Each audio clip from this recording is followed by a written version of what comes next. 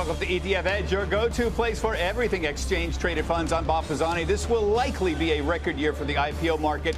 The fall season, chock full of big consumer names going public, including Warby Parker, that's a direct listing, Fresh Market, Allbirds, Instacart, Chobani, Yogurt, Sweetgreen, Impossible Foods.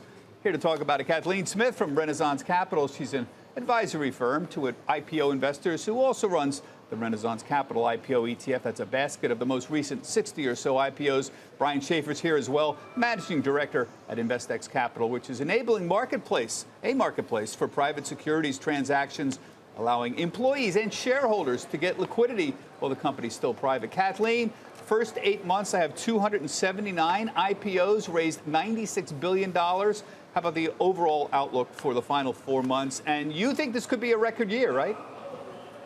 Well, we think so because when the returns on the already trading IPOs are doing well, and that is the case with our index, the ETF tracks that index, returns had been great in 2020, up over 100%, and that put out a slew of companies into the market, that receptive market, and then we're seeing in recent months, again, outperformance of the segment.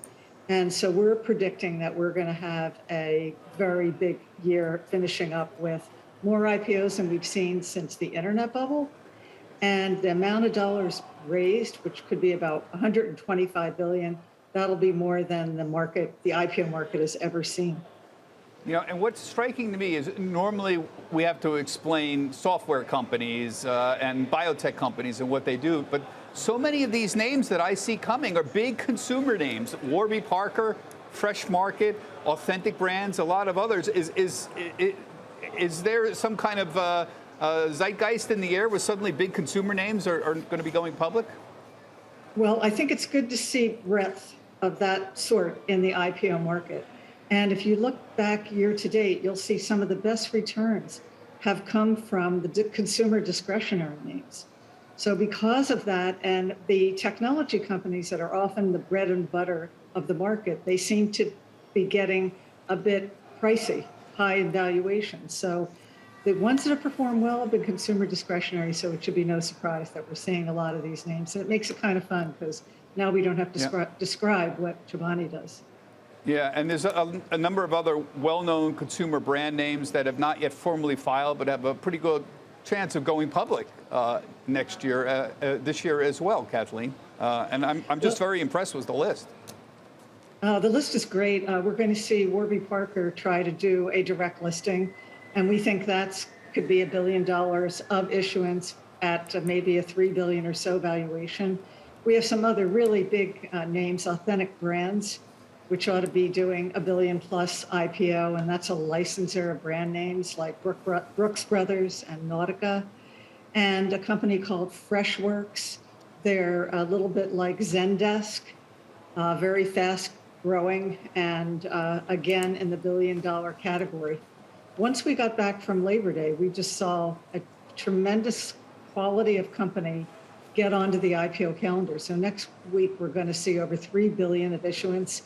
And they're from companies that all have valuations of over $1 billion, some up to $8 billion. Yeah, and we're putting up a list right now here, including ThoughtWorks and Definitive.